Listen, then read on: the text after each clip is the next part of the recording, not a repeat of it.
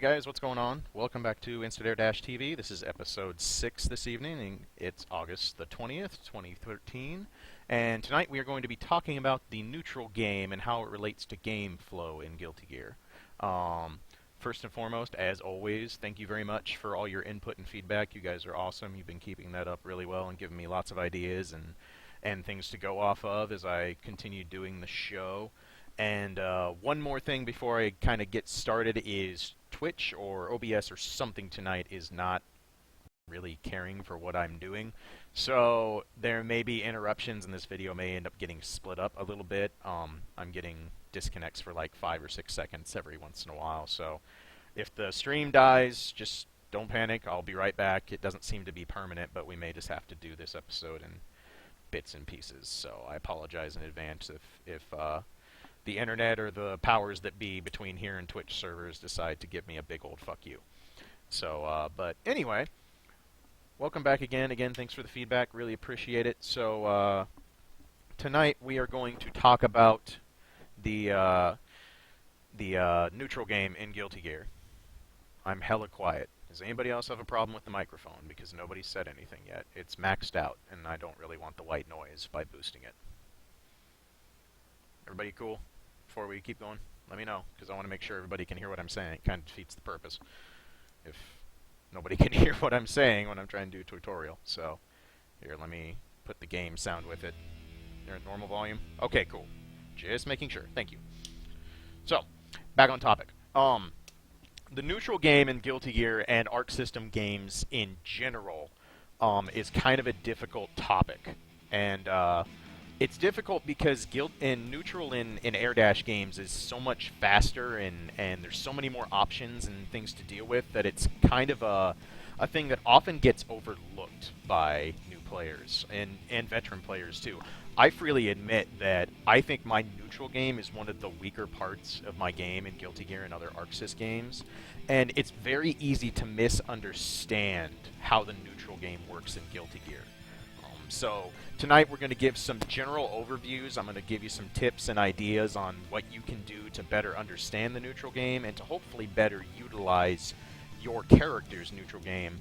And then we'll go through some specific examples of how the neutral game works. So let me grab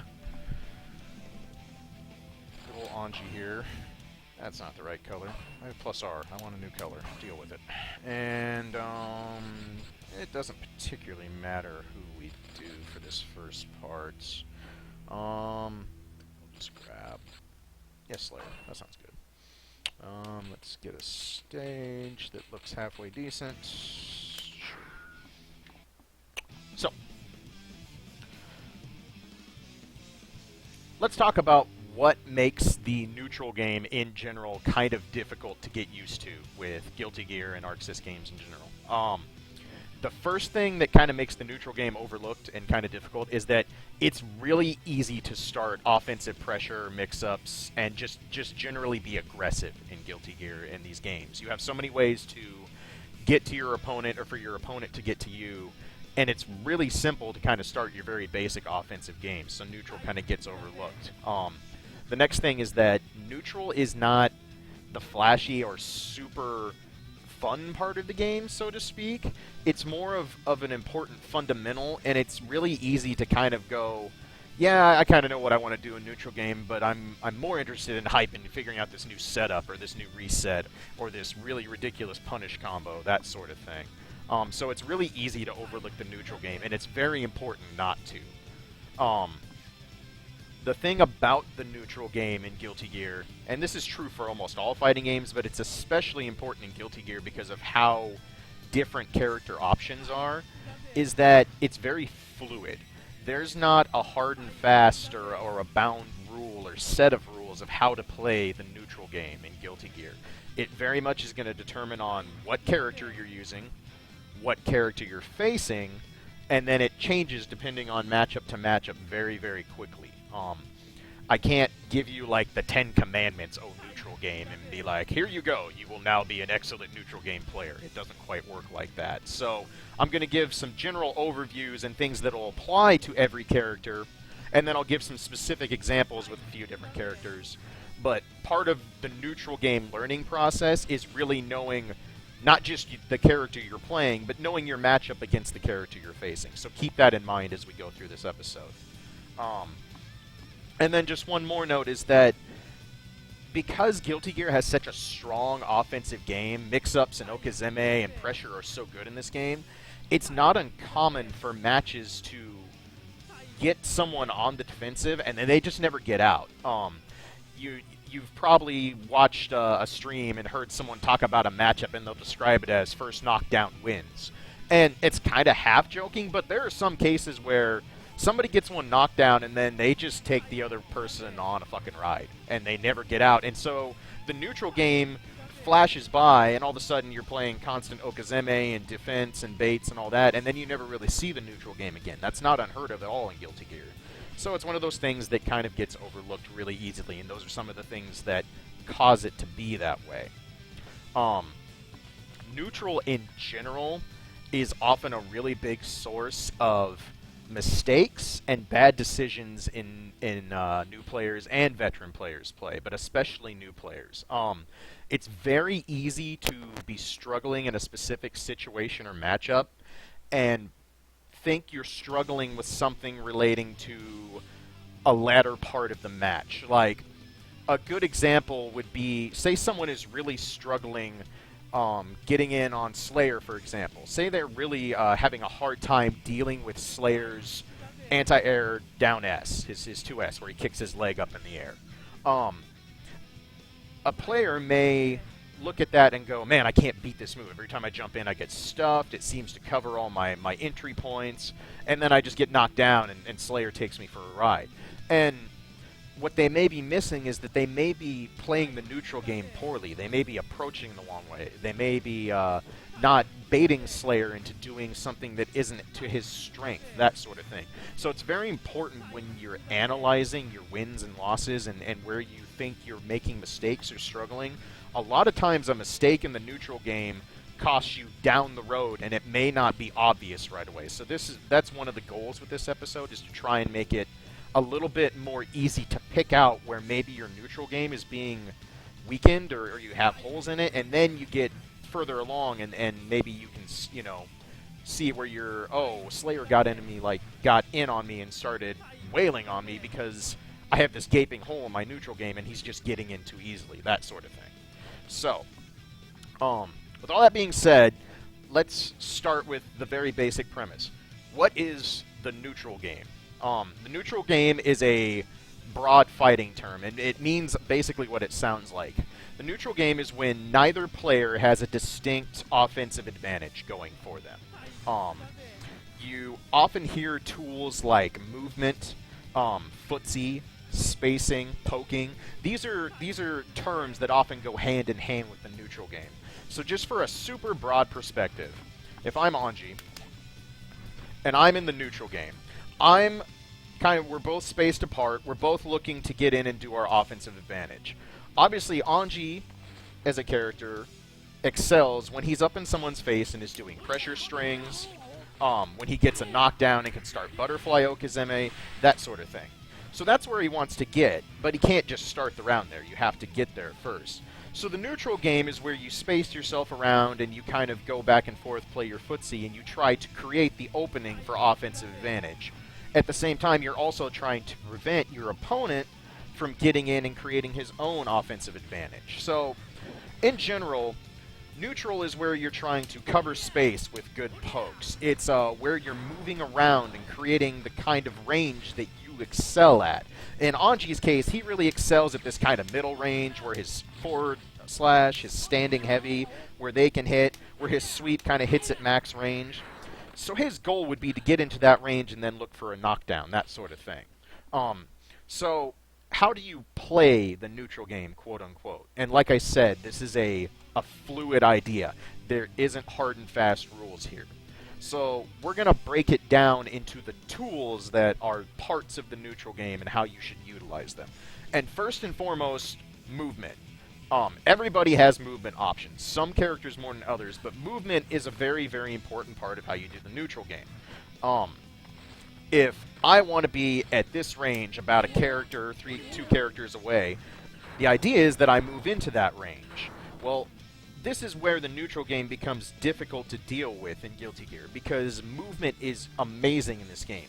Characters don't just have a walk and a jump. You think of like playing footsie in the old like Street Fighter Super Turbo sense, where every character in the game can only walk forward and backward, and they can jump. There are rare exceptions, obviously. There are other moves that can cause movement, but I'm saying from the general perspective. In Guilty Gear and ArcSys games, you have dashes and back dashes and air dash back and air dash forward and super jumps and double jumps. Some characters have triple jumps. All these things can be utilized. And so when you play the neutral game and you play footsie in Guilty Gear, you're not just playing footsie on the ground. You're not just fighting for the ground space between you and the other character. You're also fighting and covering all this ground up here, and by ground I mean air. Good term, me. But you have to deal with all this airspace. The entire stage is part of the neutral game, and anywhere where a character excels or might have a weakness or a hole has to be considered as you're picking out your movement options in the neutral game. So that's the most basic premise. You have to understand where you want to go and how you can get there. And obviously that means utilizing your movement options. Sometimes you may just want to dash in. Sometimes you may want to utilize a really good super jump and an air dash. There's many, many ways to do this. So first and foremost, figure out all your character's movement options. By now we're kind of, I've done character overviews. You guys probably know who your main is, all that kind of stuff. Also, what's going on, Kugler? Good to see you. But first and foremost, you're not going to be able to play the neutral game if you don't understand how to move around in the neutral game. There are very few times where you just want to sit here like a stone and then try and play a neutral game. It's not going to work. There are times where you want to sit still and poke, but if you just sit like a rock and don't do anything, there's not a lot of characters that excel in that format. So, movement, first and foremost. The next thing is your spacing, your footsies kind of thing, and this encompasses with your pokes. Like I was talking about, Anji has some solid pokes. He has his forward slash, covers a lot of space, not just on the ground, but it'll catch people in the air. And I've shown you this before, but for the sake of completedness, let's have a Slayer jump around like a Nimrod. And jump. I can catch him in the air if the hitbox would ever work right. There we go. So that kind of spacing, poke him out of the air, that sort of thing. Okay, Slayer, you can stop jumping now. Standing heavy, covers a lot of range. In this game, he has his down forward kick, that sort of thing. So we have our basic pokes. We talked about sweep, all that fun stuff. So, general idea is figuring out where your pokes and your normals cover in the neutral game. Figuring out what has a good hitbox or what doesn't have a good hitbox. And combining these first two things. You move around, try and get in a place where you can obtain some sort of offensive advantage. And keep in mind, offensive advantage, when I say that term, that doesn't mean you have to knock somebody down or you have to immediately open them up with a mix-up and start comboing them. Offensive advantage can be something as simple as getting inside and making them block one move. If you make someone block a move, then it's Guilty Gear. You have Gatling combos, you have frame traps, you have all sorts of options, even if they just block one thing. So transitioning out of the neutral game into offensive advantage doesn't have to be a big flashy ordeal, and it happens very, very quickly. It's another reason that neutral can be hard to play. I can be hopping around and kind of zoning out, maybe trying to keep Slayer out of the air with jumping dust, or trying to swat him away with forward slash or something like that, and then see him kind of stall for a second, instant air dash in, and make him block a couple jumping punches. Now I'm in. Now if he's blocking, I have offensive advantage. I've immediately taken over, at least for that moment, with my own offensive game. So this, it happens quickly, and this is something that takes some getting used to. And again, this is very fluid depending on how the matchup goes. So you have your movement, your spacing, and your footsies, which encompasses your poking, knowing where your pokes and your normals are strong. And then the other aspect of that is control. Controlling space, not just with your normals, but with all your options. Anji has his butterfly. It's mostly an Okezeme tool. But if you throw it out, you can feel fairly confident that your opponent's not going to be in this area where butterfly flies. They don't want to block it. They don't want to give you a chance to just walk up and start a mix-up. They're probably going to attempt to play their part of the neutral game. Maybe they recognize it and they air dash over it to get into you and start their offensive advantage. Maybe they don't like the spacing and they backdash away and reset things to a wider neutral game. These are all very, very basic concepts, but you're kind of getting what goes on here. The neutral game is just you kind of doing the early dance and looking for that first opening where you can start playing the strength of your game.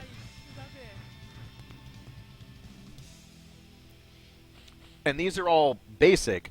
They're very simple concepts and ideas, but because of the speed of Guilty Gear, because of the huge number of options and movement tools and everything that these characters have, this is harder than it seems. It's really easy, like I said, to make mistakes in neutral and have them snowball and not really know where a round went wrong. So, that's the basis of what you do in the neutral game. These are your general tools that you should be trying to understand the best you can. So, let's talk about all the things that kind of make neutral a difficult beast in a quick, kind of bullet point sort of thing. So, we talk about the boatload of options that characters have in Guilty Gear. We talk about all these movement tools. Characters have things like this that stop their momentum mid-air and can use that to create openings in the neutral game or to get inside. Characters have really good anti-airs and anti-air grabs, and obviously there are dragon punches in this game. There are backdashes that can cause things to whiff and open up things. Just tons of options. You guys know this by now.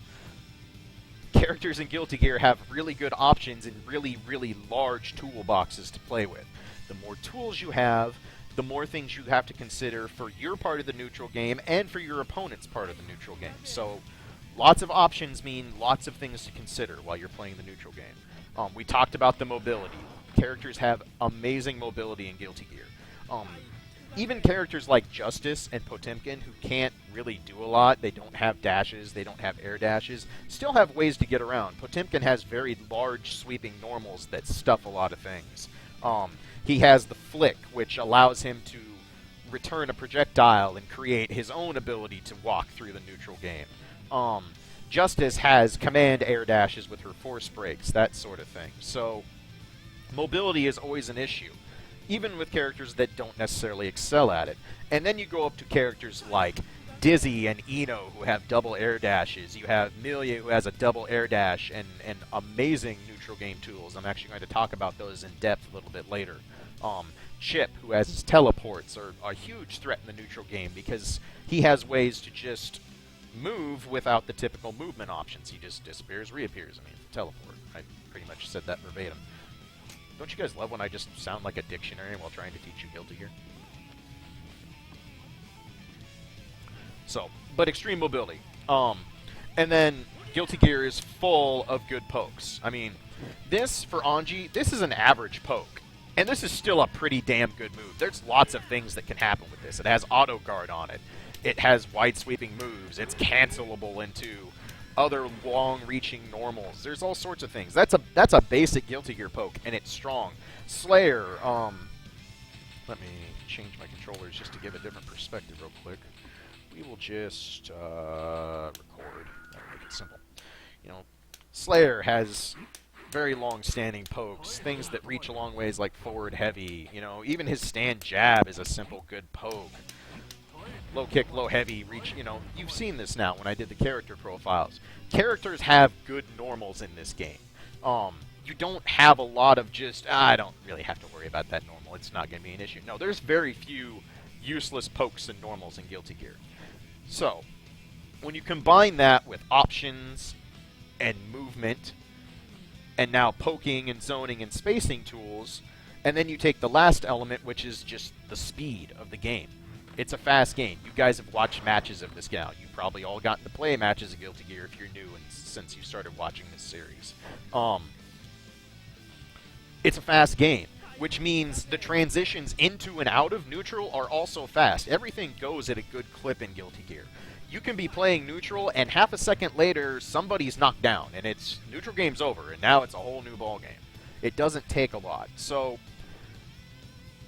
the goal I'm trying to get across in this episode is how to make neutral a little bit more free-flowing so you don't have to constantly think about it because you don't have time to think about it.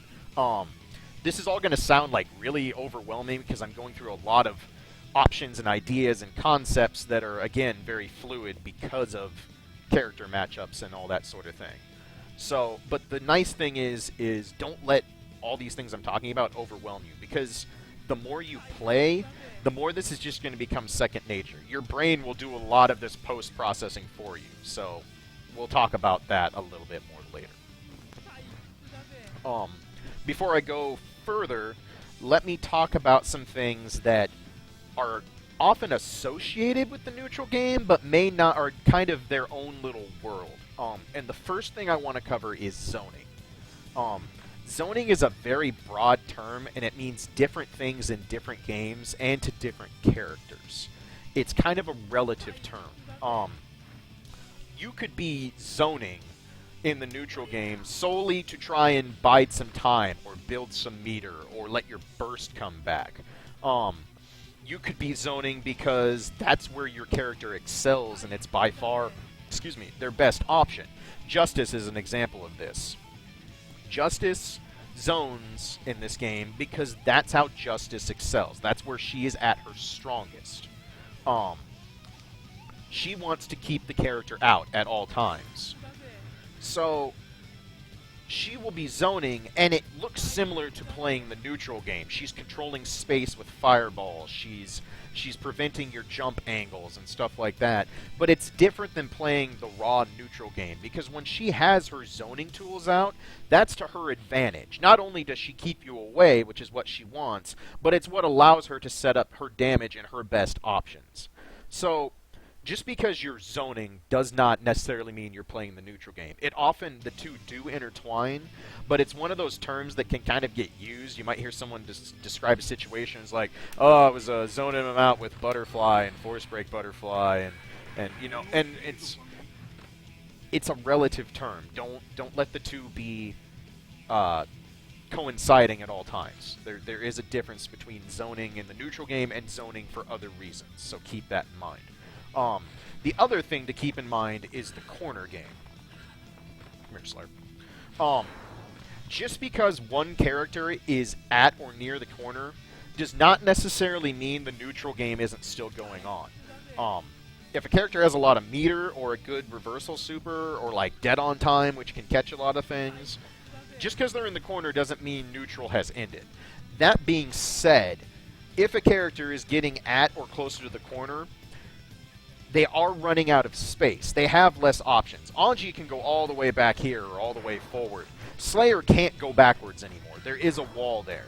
So as a character gets more and more cornered, if the other character is going towards him and limiting the space and options, that character is getting at a disadvantage. So when we think of a character being cornered, there is a difference between there being space between the characters and there still being room for neutral and poking, and when you knock someone down in the corner and then have your offensive advantage. So kind of keep that in mind. So, whoops, wrong button. All that stuff being said, what are the goals in the neutral game? What are we trying to accomplish when we work on our neutral game and improve it, and what is the finish line when playing the neutral game? Your number one objective, pure and simple, is to push the match out of neutral and into your offensive advantage, like we talked about. Again, this varies from character to character. When I'm playing Anji, I want to get out of the neutral game and get up and start making them block things. Maybe to crank guard gauge, or to start a throw mix-up, a tick throw, something like that. Or, in general, get a knockdown so I can play my Okizeme game. My goal is to get out of the space playing game, get up to them, and start where I excel the most, where I have the best chance to do damage, to put them at disadvantage, and to control the flow of the match. So that's your number one goal. Now, again, it varies from character to character and matchup to matchup what that means, what transferring out of neutral into offensive advantage means. For Anji, it's typically I want to get inside and start my pressure game. For some characters, like we said, Justice as an example, her goal is to get out of the neutral game into making enough space to play her zoning game and to keep people out. For some characters, it might be utilizing speed and runaway to create an opening or an opportunity. Milia is an excellent example of this, and like I said, I'll do some more specific examples later. And the other way you may try to transfer into offensive advantage is simply to lure your opponent into a situation that actually plays into your favor. Poking or fishing for hits that might catch someone out of a jump or for a counter hit. Catching someone with an anti-air, stuff like that, you know. For Anji, the neutral game could be something as simple as zoning around, and I have Slayer on jump, but just kind of use your imagination here for a moment. You know, we're playing the air game, Slayer's throwing pokes out, dashing about, and maybe I lure him into jumping at me and just do something as simple as, probably should make him not block, but hit him with an anti-air stand punch and then do command grab and get my knockdown.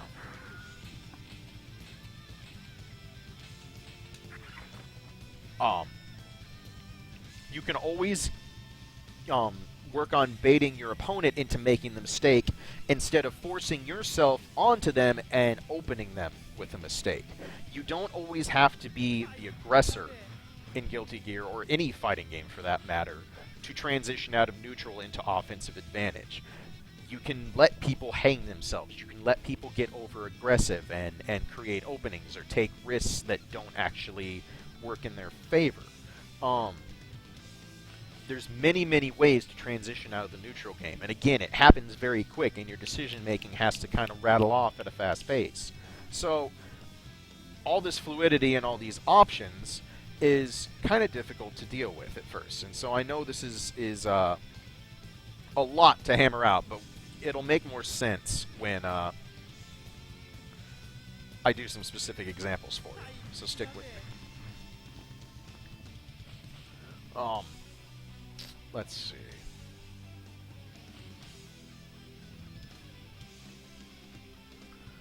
So let's focus on some more tools in depth. Let's talk about mobility some more. So let's just use Anji as an example again. What are my mobility options? Well, as we know, back dash, forward dash, jump and double jump, super jump back, super jump forward, super jump straight up, and air dashes. You know, jump, air dash, instant air dash, back and forth, that sort of thing. These are all always at my disposal. They're always a part of the neutral game. I can always use them to create or remove space between me and the opponent, depending on what I feel is the proper decision at that time. So I know my movement options. What about Slayer's movement options? Well, he has his back and forward dash, which have different properties. He has a different style of air dash, which is a little bit shorter but faster. His super jump doesn't travel as far, but it's still there. So his basic movement options are similar, but slightly different. And it's important to note those small differences because they play a part in how the neutral game unfolds. Every action in Guilty Gear usually has some sort of counter or appropriate reaction to it.